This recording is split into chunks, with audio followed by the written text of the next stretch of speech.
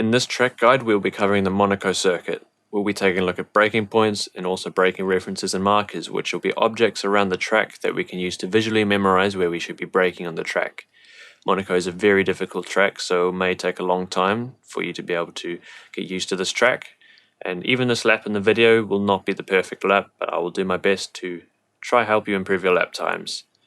So to start the lap, we'll be taking these last couple corners quite slowly, but for the final turn we'll be taking this as we normally would during a lap, so we'll look at this at the end of the lap. To start the lap, we want to avoid using too much of this curb as it'll bounce the car up and cost us some exit speed, so avoid using too much of it. Stay close to this wall on the right and slowly move towards the middle of the track to create an optimal entry line for the first turn. We'll be approaching our first braking point here using that blue object on the left as our first braking reference. We want to brake alongside that where the red dot is.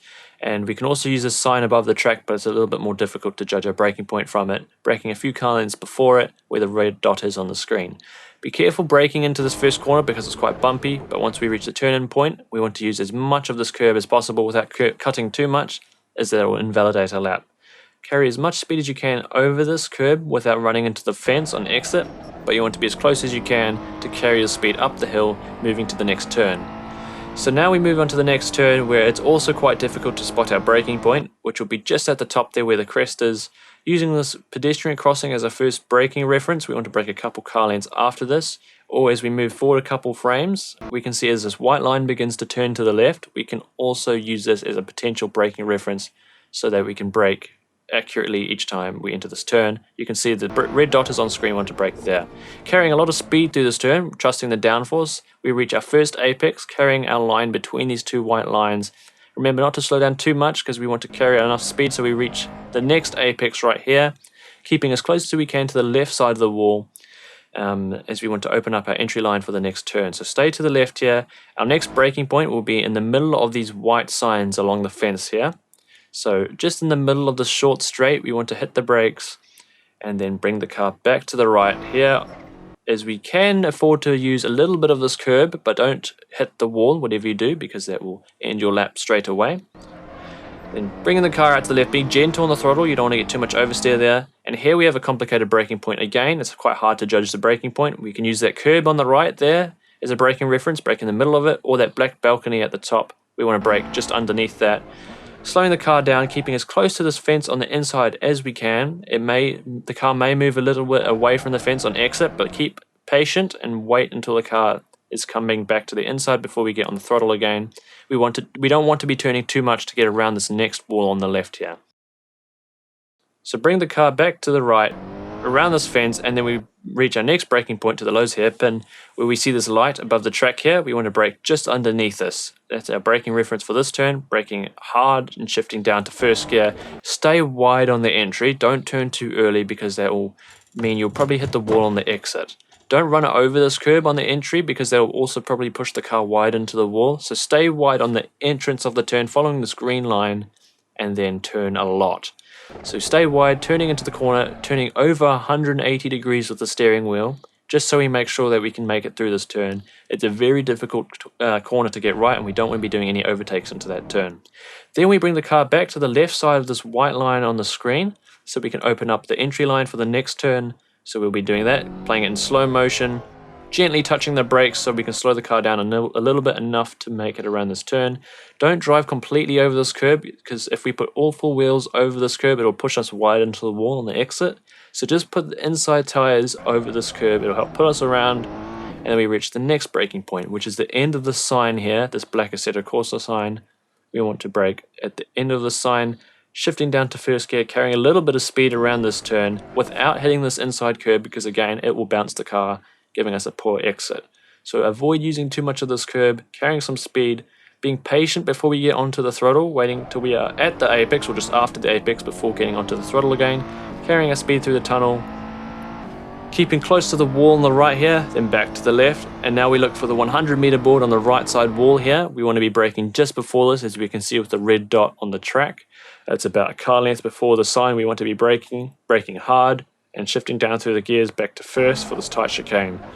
We want to carry a little bit of speed through this corner here, getting close to the wall without hitting it, obviously, trail braking a little bit, and then once we are around this turn, we want to make a quick direction change to the right, cutting over this curb as much as we can, but don't cut too much. You don't want to invalidate your lap, but you can cut this curb a lot to make this corner as short as possible. Quickly turn to the right, getting on the throttle as hard as we can without hitting the wall and exit. Then we make our way down to the 50-meter board here, where we want to be braking just after it, or you can brake on it, but I brake just after the 50-meter board here. And for this turn, it's very important to get your turning in point right. You don't want to turn too early or you'll hit the wall. So be gentle, make your way past the wall, and only accelerate after you get through the apex. Now for the swimming pool section, as soon as you can see this curb, be tight to the left here. You want to cut over that curb, and then we straighten up again, and we cut right over this curb on the right here. Now for the next braking point, you can see this pole on the left. We want to be braking right alongside that, braking hard. For the next turn, this is a very tricky turn to get right because there's a hidden wall as we begin turning in, that green wall.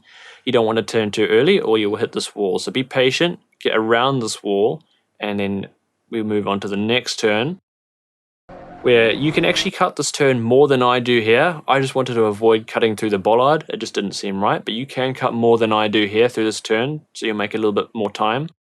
But yeah, just be careful. Go down to first gear and don't accelerate too hard on exit. You don't want to hit the wall again on the exit of this turn. Then we move to the final main braking point of this track, which is here. We want to use that sign on the right there as our braking point. Just as it begins, we can begin braking using it as our braking reference, shifting down to first, slowing the car right down, turning the steering wheel a lot. We are both feet off of the pedals as we let the car turn to the right, and only once the car straightens up again, we can begin accelerating. For the final turn, we can use where this wall ends as a braking point. So we lightly touch the brakes here in first gear, then we carry speed around this wall that sticks out. Very easy wall to hit, so it'll take a few attempts to get it right. Keep away from the wall though, but get close to it. And carry a little bit of speed through here, and as we said at the start of the video, don't hit that curb too much on exit, and now we head down to the finish line to complete a lap. Keep close to this wall on the right to make our line as short as we can. That was a 1:33 flat on that lap, and you could possibly go faster than that on a perfect lap.